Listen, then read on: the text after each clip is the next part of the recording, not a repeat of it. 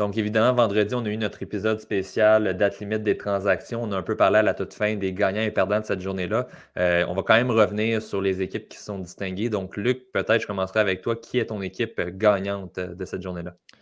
Écoute, pour les mauvaises raisons, c'est les Golden Knights de Vegas. C'est eux qui ont remporté la palme.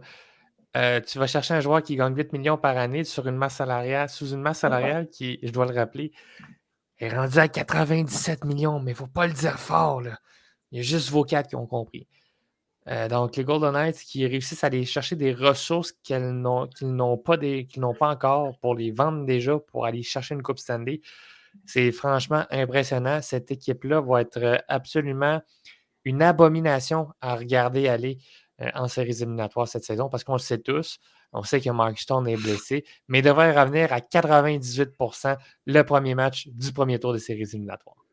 Ouais, effectivement, ce qui va être intéressant à suivre, c'est la fin de saison des Golden Knights parce que présentement, je vous montre le classement. On est huitième dans l'Ouest, donc c'est quand même particulier. On a quand même, par contre, une très bonne avance. On a 6 points d'avance sur la 9e position qui est le Wild. Le Wild qui d'ailleurs a fait un jeu exceptionnel cette semaine en enlevant son gardien en prolongation. Mais tout de même, Hugo, c'est peut-être la meilleure huitième formation d'une Écoute, conférence de l'histoire de la Ligue nationale. Peut-être, il y a peut-être les Kings de 2012 qui pourraient battre ça. Là. ouais, ça c'est vrai. Ah, écoute, Nick, tu l'as vraiment bien résumé. Tu sais, c'est dur de pas prendre pour les Golden Knights. Je veux dire, l'équipe est rendue tellement grosse, elle est rendue rapide, elle va frapper, on le sait. Il n'y a pas eu vraiment beaucoup de changements là, dans cet alignement-là. Encore une fois, le fameux coup de passe-passe avec la liste des blessés à long terme. On va voir qu'est-ce que ça va donner. Par contre, moi, je pense pas que c'est l'équipe qui s'est le plus améliorée. Moi, je pense que les Jets de Winnipeg ont vraiment frappé fort en étant notamment chercher de Tyler Toffoli, Sean Monahan. Ça a fait vraiment du bien. Mais Colin Miller aussi va assurer une certaine stabilité, là, va aller chercher un peu plus de profondeur. En ce moment, Connor Hellebuyck connaît probablement la meilleure saison de sa carrière. On a une défensive qui se prouve extrêmement solide. Je pense que c'est une bonne saison ou c'est une bonne fenêtre pour les Jets et ils ont fait exactement ce qu'il fallait pour aller de l'avant vers les séries éliminatoires. Ouais, puis j'ai hâte de voir. J'ai l'impression que autant Toffoli que Monahan, c'est deux joueurs qui pourraient peut-être re-signer à Winnipeg si ça se passe bien. Là. C'est des joueurs qui ont souvent joué dans des équipes canadiennes, donc je les verrais bien rester là-bas et essayer d'aider ce noyau-là. Julien, je sais que vendredi, bon, on parlait beaucoup des Golden Knights là, comme équipe gagnante. Ton équipe perdante plutôt, qui est les grands perdants de la date limite? Ben, j'en ai deux, là, sûrs. Toronto et Caroline, pour moi, sont perdants. Caroline, ils ont une fenêtre depuis l'année passée, puis cette année, puis l'année prochaine, puis dans 2 ans. Puis, ils ont un problème au centre évident, qui était là l'année passée, qui ne s'est pas encore réglé cette année, parce que ça tient en équilibre sur le fait que Kotkaniemi va finir par débloquer. Il a débloqué 8 matchs en début de saison, puis après ça l'a arrêté là. Puis, quand tu regardes ce que les Golden Knights ont fait, mettons, pour Thomas Hertel, je suis convaincu que Caroline aurait pu aller chercher Thomas Hertel. Aurait pu aller chercher Henrik, aurait pu aller chercher Monahan, aurait pu aller chercher Lennon, puis ils ne l'ont pas fait. Ils sont allés chercher à la place Kuznetsov, qui est un pari. Mettons, il y a 3 options avec Kuznetsov. Soit ça empire, soit ça reste pareil, Ça s'améliore. ou soit c'est mieux. Fait que tu as 2 chances sur 3 de ne pas avoir réglé ton problème, puis tu as une chance sur 3 que tu vas l'empirer. Pour moi, ça fait aucun sens. Puis si tu as 2 chances sur 3 que ça ne l'améliore pas, tu es encore pogné avec un presque 4 millions l'année prochaine, puis tu viens pas de régler ton problème de santé. Moi, honnêtement, là, je comprends pas. Ils sont bourrés de jeunes A, des jeunes espoirs A. Ils ont encore pas mal tous leurs choix. Puis, ils vont passer à côté de la fenêtre parce qu'ils ont trop peur de donner ce qu'il faut pour faire un pas en avant. Puis, ils ont quand même bien fait dans l'échange de Jake Gunzold. Ils n'ont pas donné trop pour Jake Gunzold. Oui, mais ils ont-tu besoin de Jake Gunzold? Moi, c'est ça ma question. Est-ce que c'est pas une moins bonne équipe avec Jake Gunzold? C'est peut-être c'est un bon asset là, à voir, c'est sûr. Ça fait de la profondeur à l'aile. Mais est-ce que c'était ça leur priorité? T'sais, moi, pour la même affaire qu'ils ont donnée, il n'aurait pas à avoir Thomas Chertel, puis pour moi, ça aurait eu un plus gros impact. T'sais, c'est ça que je dis. C'est pour ça que je dis qu'ils ont passé à côté. Ils sont allés chercher le meilleur allié, mais dans les ailes, honnêtement, ils ont quoi qui peut faire la job top 6. Là, évidemment, ils ont encore plus de profondeur, puis c'est correct, mais ils ont quand même ce qu'il faut. C'était pas leur faiblesse. Là. C'est surtout qu'Hurtel est signé à long terme, donc tu aurais pu régler un problème pour plusieurs saisons en plus. Oui, exact. Mais tu sais, si ça arrive, c'est ça qui arrive dans une situation où c'est pas vraiment le DG qui a le contrôle de son équipe. Ça, c'est vraiment triste. C'était mon prochain point. Puis l'autre équipe, Toronto, qui sont allés chercher des 6-7e défenseurs pour pallier à leur problème à défensive. C'est ça qui est arrivé là, avec Toronto. Il n'y a rien arrivé d'autre. Pas de goaler, pas d'attaquant.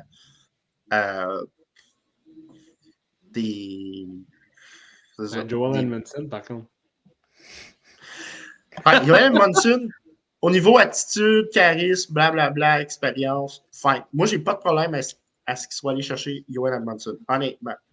Mais il faut que tu ailles chercher d'autres choses. Parce que Joel Edmondson, c'est un 5e défenseur. Puis si tu le fais jouer top 4, ce qu'ils vont faire, parce qu'ils n'ont pas ce qu'il faut, ça va être difficile. Puis tu sais, Libioshkin, c'est un 6-7 qui patine pas. Fait que là, tu sais, à part Riley, honnêtement, tu as Brody qui est un 4e, tu as McCabe qui est un 4e, 5e, dans une équipe contender. Ils ont un défenseur de premier duo, puis le reste, c'est tous des quasiment 3e. C'est ça le problème. Mais oublie pas, Julien, on disait ça de chez Weber aussi. Il patine pas, il avance plus. Mais quand il est arrivé en série, par exemple, Sherwood y allait, puis je vois le vert, ça fonctionnait en mot, t'as dit, par exemple. Ouais, je considère qu'il y a quand même un gap entre chez Weber et Joel Edmondson. Mais oui, effectivement, au niveau offensif, je suis totalement d'accord. Même défensivement, c'est pas vargeux, mais je pense que dans le style de jeu des séries, Edmondson a sa place dans un top 4. En saison régulière, est-ce qu'il a sa place dans un top 4? La réponse est non. Je comprends, mais dans une situation à Toronto, la défensive a besoin de bouger, a besoin d'être mobile, a besoin d'être rapide. C'est pas ça qu'on a présentement. C'est plus ça, en fait. Ouais. Ben, tu sais, Joel Edmondson, il va être bon. Là. Sa spécialité, c'est c'est qu'il ne faut pas que ta principale acquisition de la date limite pour renforcer ta défensive soit Joel Edmondson quand tu regardes la défensive que tu as. Mais c'est ça l'affaire. C'est leur faiblesse. À un certain point, j'aurais dit les Stars de Dallas acquièrent Edmondson à la place de Tanev. C'est pas parfait, mais c'est pas si mal parce qu'on a déjà une très bonne défensive. Bien. Ça a été bien. Là, dans le cas de Toronto, on avait besoin de plus que ça. Puis, tu sais, Edmondson, on le sait, là, il est magané. Puis, il était déjà magané avec le Canadien il y a genre 3-4 ans. Moi, je l'ai regardé, là, match contre le Canadien. Là, puis, il n'était pas le Edmondson que le Canadien avait en saison régulière avant qu'il rentre en série et qu'il soit super bon. Il est diminué. Fait qu'il va être diminué aussi en série par rapport à ce qu'on a vu avec le Canadien il y a 3-4 ans. Donc, il y a 3-4 ans, c'était un 4e défenseur, 3e défenseur. Fait que là, c'est un 5e. Mais il va jouer des minutes de 3e probablement. Je ne serais même pas surpris. Est-ce que ça va être aussi efficace? Non. Non, je ne serais même pas surpris qu'il fasse comme OK, là, je retourne à Toronto. Celui du Canadien, je pense, je retourne à Toronto, dernier stretch. Puis peut-être qu'il va avoir une autre blessure. C'était tough, là. Se rétablir de la run jusqu'à la finale de la Coupe cette année pour Edmondson. Après, là, le dos, les genoux, c'était terrible. Fait que, puis avec l'âge, non, c'est ça. Peut-être que ça va être son dernier run. Ouais, ça serait à suivre. Parlant de défensive ordinaire, moi, mon équipe, j'en avais parlé vendredi, qui est la plus grosse déception de la date limite. C'est pas une déception, c'est plus les perdants de la date limite, c'est l'Oilers d'Edmonton. Parce qu'on a quand même acquis Henrik en attaque. On aide au niveau de la profondeur. Stetcher comme 7e défenseur s'il y a quoi que ce soit. Mais justement, le problème, c'est que tu t'en vas en ce moment en série avec Ceci, Dernay et Kulak. Kulak comme sur ton top 4. Donc, tu sais, on s'entend, c'est pas une grosse défensive. Puis tu regardes les autres équipes de l'Ouest qui se sont toutes renforcées, qui ont toutes été chercher énormément de profondeur et qui ont toutes une meilleure défensive que celle des Oilers Edmonton. Pour moi, c'est une équipe qui, malgré leurs acquisitions qui sont bien, ont perdu à la date limite en raison du fait que les autres équipes autour d'elles se sont plus améliorées encore qu'eux. Luc, de ton côté, ton équipe perdante de la date limite.